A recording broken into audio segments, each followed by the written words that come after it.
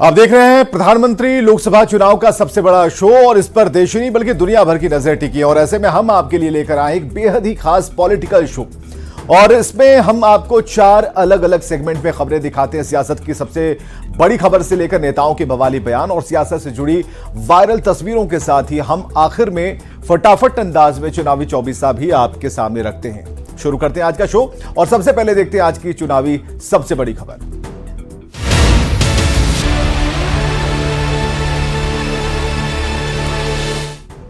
सबसे पहले बात बिहार के मुख्यमंत्री नीतीश कुमार की, जो दिल्ली से पटना लौट आए और पटना पहुंचने पर उन्होंने कहा कि दिल्ली में सभी नेताओं से मुलाकात हुई, अच्छी बातचीत हुई। वहीं 12 फरवरी को होने वाले फ्लोर टेस्ट पर कहा कि चिंता मत करिए, सब ठीक है, वे बिहार में विकास के लिए लगातार काम कर रहे हैं। साथ ही यह भी कहा कि अब परमानेंट यहीं रहेंगे, यानी कि एनडीए छोड़कर कहीं नहीं जाएंगे।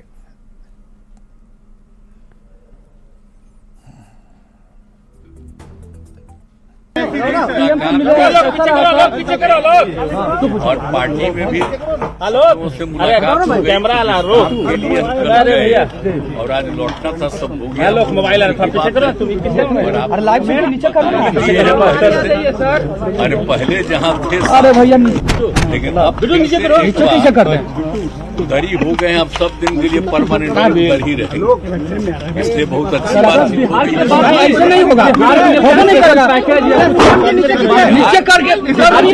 चिंता मत। बिहार के विकास का तो कर ही न रहे 5 से काम, तब से लेकर के लगातार काम हो ही रहा है, तो उसमें कोई चिंता की आपको जरूरत नहीं।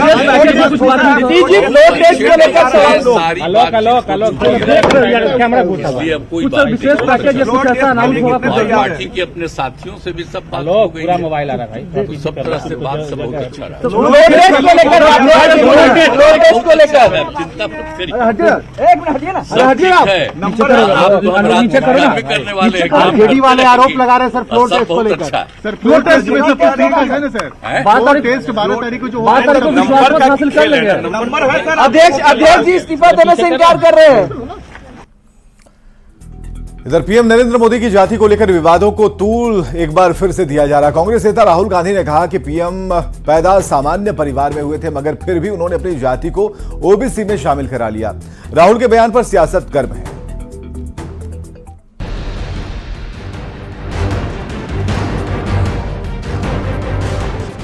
राहुल गांधी ने भारत जोड़ो यात्रा के दौरान प्रधानमंत्री मोदी पर बहुत बड़ा हमला बोला है।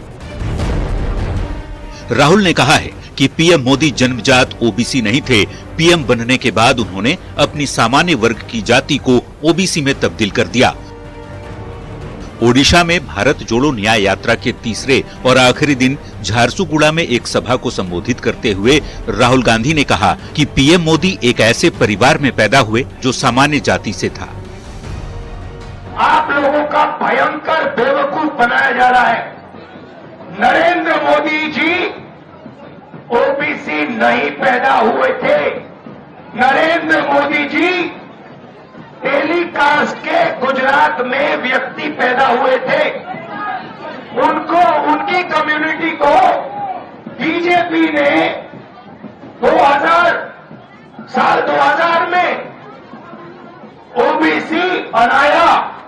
आपके प्रधानमंत्री ओबीसी नहीं पैदा हुए, आपके प्रधानमंत्री जनरल कास्ट पैदा हुए। और ये पूरी दुनिया में झूठ बोल रहा है कि मैं ओबीसी पैदा हुआ। पता मैं कैसे जानता हूं, पता मैं कैसे जानता हूं, सुनो, मुझे बर्थ सर्टिफिकेट की कोई जरूरत नहीं है। पता मैं कैसे जानता हूं कि आपके प्रधानमंत्री ओबीसी पैदा नहीं हुए। हाल ही में प्रधानमंत्री मोदी ने कांग्रेस पर ओबीसी जातियों की अनदेखी का आरोप लगाया था, जिसके बाद राहुल गांधी ने चुनावी मौसम में प्रधानमंत्री की जाति का ही मुद्दा उठा दिया है। पीएम की जाति पर राहुल गांधी का तर्क भी जरा सुनिए। वो किसी ओबीसी से गले नहीं मिलते, वो किसी किसान का ऐसे हाथ नहीं पकड़ते, वो किसी मजदूर का हाथ नहीं पकड़ते। राहुल गांधी के पीएम पर दिए बयान के बाद सियासत बेहद गर्मा गई है। बिहार की सत्तारूढ़ पार्टियों के नेताओं ने जोरदार तरीके से राहुल गांधी और कांग्रेस पर पलटवार किया है। जिनके घर कांच के होते हैं उनको दूसरे पे पत्थर फेंकने का काम नहीं करना चाहिए। उन्होंने प्रधानमंत्री जी की जात अगर पूछी है तो उसके जवाब में अगर जनता आज पूछ ले कि राहुल गांधी जी आपका कास्ट क्या है, आप किस जात से हैं, आपके पिताजी किस जात से थे, तो उनको जवाब देने में कठिनाई हो जाएगी। ईडी गठबंधन से माननीय मुख्यमंत्री नीतीश कुमार जी के हटने के बाद राहुल गांधी जी का मानसिक संतुलन बिगड़ गया है, इसलिए अब वह इस तरह का अनर्गल बयान जारी करते हैं। अब वो भारत के प्रधानमंत्री नरेंद्र भाई मोदी के जाति पर उन्होंने सवाल उठाया है। उससे अच्छा अगर होता कि वो अपने जो गठबंधन था उसको बचाते और राजनीति की बात करते। 2014 में जब पहली बार नरेंद्र मोदी ने खुद को पिछड़ा वर्ग का बताया था तो इस बयान के बाद भी विवाद हुआ था। तब कांग्रेस ने आरोप लगाया था कि मोदी ने सत्ता में आने के बाद अपनी जाति को अन्य पिछड़ा वर्ग में शामिल करा दिया। हालांकि गुजरात सरकार ने सफाई में तब कहा था कि घांची यानी तेली समाज को 1994 से गुजरात में ओबीसी का दर्जा मिला हुआ है। गुजरात सरकार की सफाई के बाद ये मामला शांत हो गया था, पर 2024 के चुनाव के ठीक पहले राहुल गांधी ने फिर से पीएम मोदी की जाति का मुद्दा उछालकर विवाद खड़ा कर दिया है। Bureau report, news 18। और आरजेडी विधायक भाई वीरेंद्र ने दावा किया कि 12 फरवरी को बिहार में कुछ बड़ा होगा। भाई वीरेंद्र का कहना है कि पर्दे में रहने दो, पर्दा ना उठाओ, पर्दा 12 फरवरी को ही उठेगा। वहीं आरजेडी के प्रवक्ता शक्ति यादव का कहना है कि जो साथ आना चाहेंगे स्वागत है।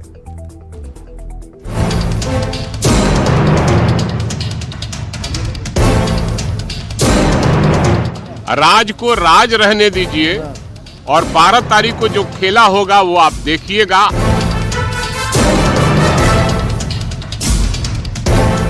जो लोकतंत्र के मंदिर को, लोकतांत्रिक प्रणाली को, संसदीय व्यवस्था को बचाने के लिए कदम बढ़ाएंगे, वो हर का स्वागत होगा।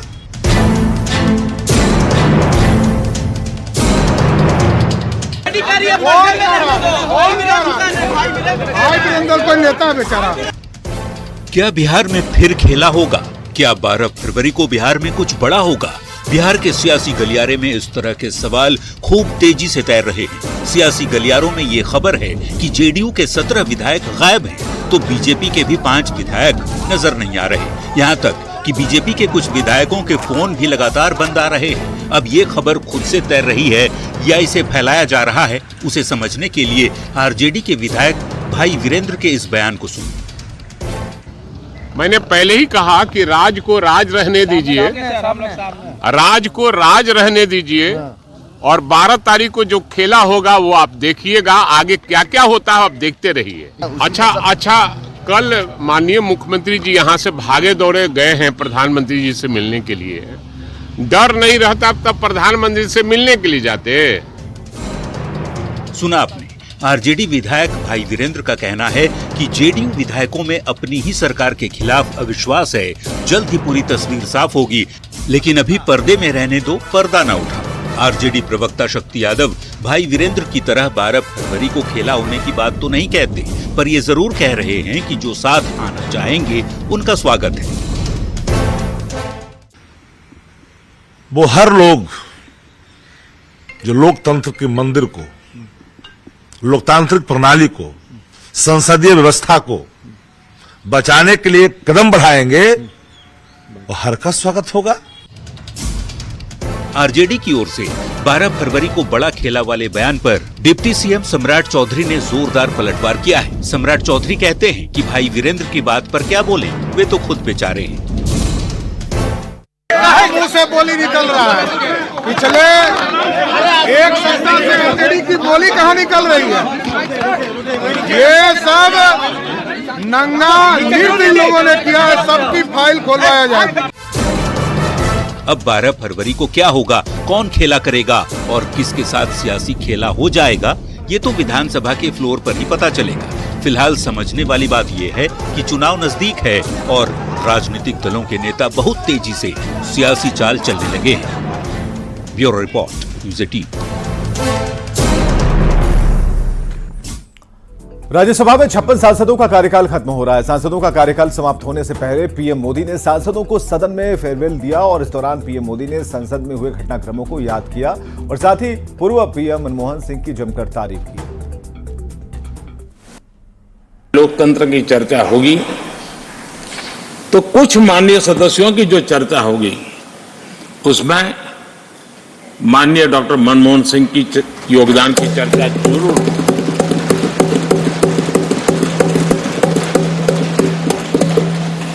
मुझे याद है उस सदन के अंदर लास्ट कुछ दिनों में एक वोटिंग का अवसर था, विषय तो मैं छूट गया मेरा, लेकिन पता था कि विजय ट्रेजरी बैंक की होने वाली है। अंतर भी बहुत था, लेकिन doctor Manmohan Singh ji wheel chair में आए, वोट किया। एक सांसद अपने दायित्व के लिए कितना सजग है उसका वो उदाहरण है, वो प्रेरक उदाहरण था। इतना ही नहीं, मैं देख रहा था कभी कमिटी के चुनाव हुए, कमिटी मेंबर्स के, वो व्हील चेयर में वोट देने आए। सवाल ये नहीं है कि वो किसको ताकत देने के लिए आए थे, मैं मानता हूं वो लोकतंत्र को ताकत देने आए थे। और सदन में पीएम ने विपक्ष पर भी हमला बोला। कांग्रेस के ब्लैक पेपर लाने पर भी पीएम ने कांग्रेस अध्यक्ष को घेरा और बताया कि मौजूदा सरकार 2014 से पहले की यूपीए सरकार के कामकाज को लेकर आज ही लोकसभा में श्वेत पत्र भी पेश की है। इसमें यूपीए की तत्कालीन सरकार के कामकाज को सरकारी राजस्व के दुरुपयोग की बात भी उसमें कही गई। जानना जरूरी है कि श्वेत पत्र होता क्या है, वो भी जानिए। दरअसल ये सरकार के कामकाज के सर्वेक्षण का हिस्सा होता है। सरकार, व्यक्ति या संस्थान की ओर से इसे जारी किया जाता है। 2014 से पहले के आर्थिक हालात को इस रिपोर्ट में रखा गया।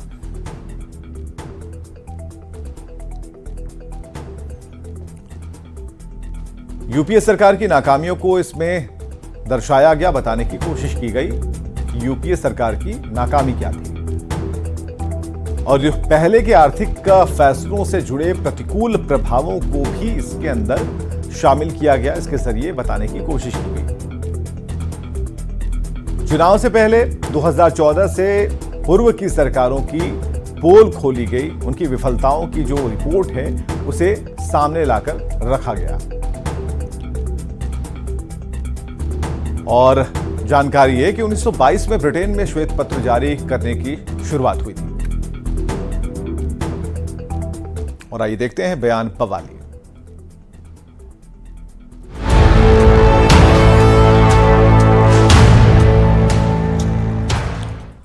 दिल्ली के मुख्यमंत्री अरविंद केजरीवाल ने कहा कि केंद्र सरकार के लिए ईडी अब नया हथियार है। अब तक इस देश में कानून होता था कि किसी व्यक्ति पर दोष साबित होने के बाद ही उसे जेल भेजा जाता था, लेकिन अभी उन्होंने तय कर लिया है कि जिसे जेल भेजना है उसे पकड़ लेते हैं और वो तब तक जेल में रहता है जब तक कि वो निर्दोष साबित नहीं हो पाता।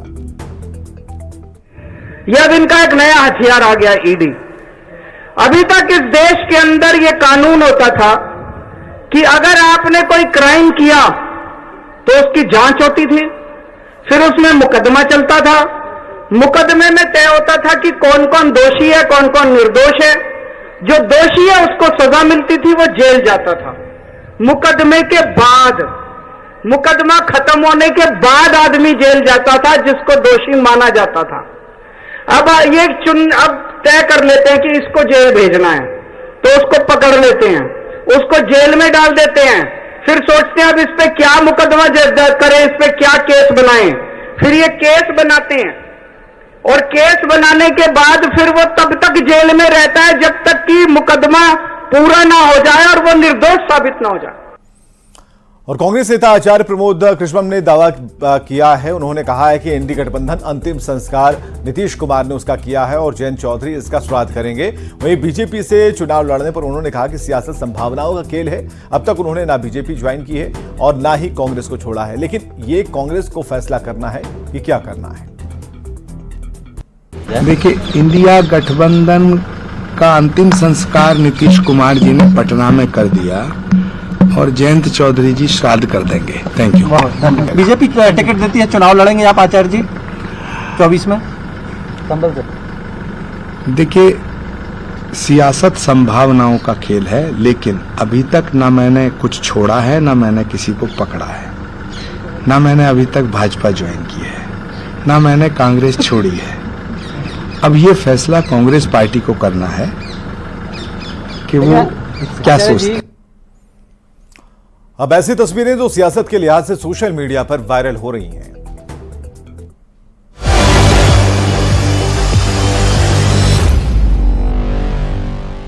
प्रधानमंत्री नरेंद्र मोदी ने श्री प्रभुपाद की 150वीं वर्षगांठ के मौके पर एक स्मारक सिक्का जारी किया। प्रगति मैदान में भारत मंडपम में आयोजित आचार्य श्री प्रभुपाद की जयंती के मौके पर कार्यक्रम में प्रधानमंत्री भी शामिल हुए।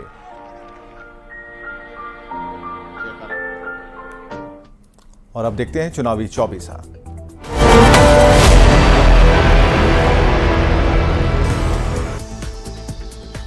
दिल्ली से पटना लौटे CM Nitish Kumar. Floor test को लेकर कहा, चिंता मत कीजिए, अब परमानेंट यहीं रहेंगे।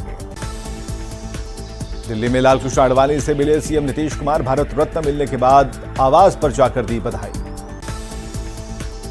बिहार में फ्लोर टेस्ट से पहले आरजेडी ने किया बड़ा दावा, कहा 12 फरवरी को बिहार में कुछ बड़ा होगा। मंत्री श्रवण कुमार का आरजेडी पर बड़ा आरोप, कहा जेडीयू को तोड़ने के लिए कुछ लोग भेज रहे हैं ठेकेदार। कांग्रेस सांसद धीरज साहू को ईडी ने जारी किया समन्स। पूछताछ के लिए 10 फरवरी को जांच एजेंसी के दफ्तर में तलब। दिल्ली में हेमंत सोरेन के आवास पर भी बीएमडब्ल्यू कार का कांग्रेस सांसद धीरज साहू से जुड़ा कनेक्शन। कोलकाता गुरुग्राम में छापा। रांची में जेएसएससी पेपर लीक कांड के खिलाफ बीजेवाईएम का धरना। बाबूलाल मरांडी ने हेमंत सोरेन पर साधा निशाना। सीजीएल पेपर लीक कांड पर हमलावर हुई बीजेपी। पूरे मामले की सीबीआई से जांच कराने की मांग। बिहार में राज्यसभा की 6 सीट पर चुनाव की प्रक्रिया आज से शुरू। 27 फरवरी को 6 सीट के लिए मतदान।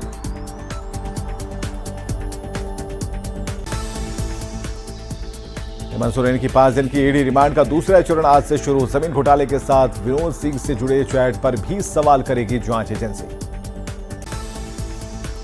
केंद्र सरकार पर कांग्रेस के ब्लैक पेपर पर प्रधानमंत्री का निशाना। बोले हमारे कामों पर नजर ना लगे इसलिए लगा काला टीका। यूपी इंटरनेशनल ट्रेड शो के कर्टेन रेजर सेरेमनी में बोले सीएम योगी, बीमारू राजनीतिक मानसिकता से यूपी बाहर, अब अर्थव्यवस्था में अग्रणी प्रदेश।